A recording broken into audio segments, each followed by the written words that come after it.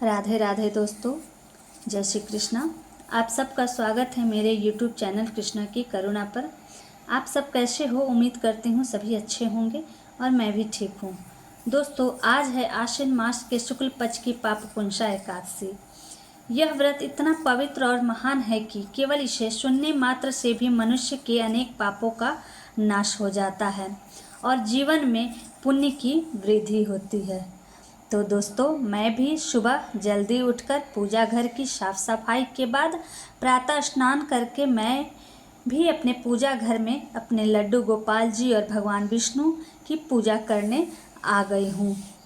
दोस्तों, मैंने सबसे पहले अपने लड्डू गोपाल जी को पंचामृत स्नान कराया, फिर उन्हें लाल रंग का वस्त्र पहनाकर उनकी पूजन के लिए फूल अर्पित कर रही हूँ और साथ ही साथ अन्य सभी देवी देवताओं की भी पूजा मैं साथ में कर रही हूँ।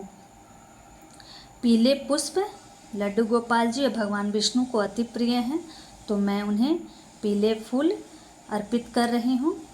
और तुलसी दल से भगवान की पूजा एकादशी में करनी चाहिए, तो मैं फूल के बाद तुलसी दल उन पर अर्पित करूँगी। वैसे एकादशी के दिन तुलसी पत्र नहीं तोड़नी चाहिए, तो एकादशी के पूजन के लिए हमें एक दिन पहले ही तुलसी पत्र तोड़कर रख लेने चाहिए।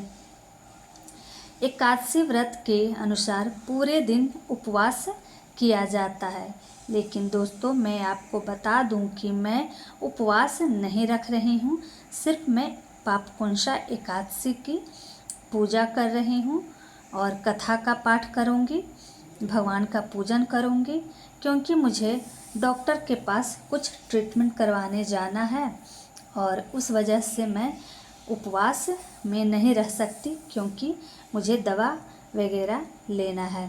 तो दोस्तों, मैं पापकुंशा एकादशी पर अपने प्रिय लड्डू गोपाल जी और भगवान विष्णु की केवल मैं पूजा कर रही हूँ।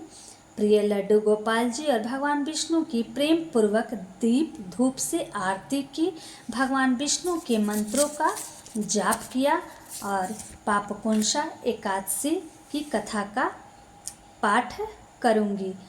दोस्तों, कथा के अनुसार बताया गया है कि विंध्य पर्वत पर एक महान शिकारी महात्मा ललित रहते थे, जो अपने जीवन भर हिंसा और पाप कर्मों में लिप्त रहे। जब मृत्यु का समय आया तो यमदूत उन्हें लेने आए।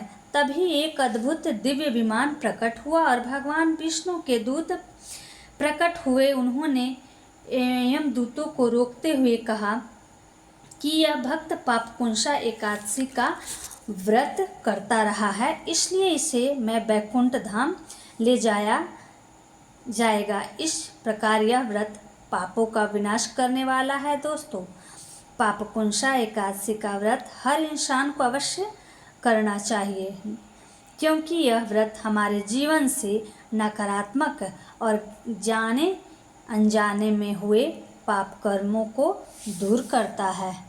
तो दोस्तों, यह थी मेरी आश्विन मास के शुक्ल पक्ष की पापकुंशा एकादशी की कथा और पूजन।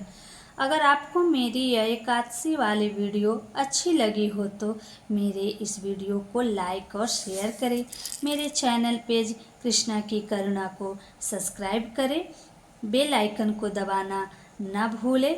तब तक दीजिए अनुमति। जय श्री कृष्णा।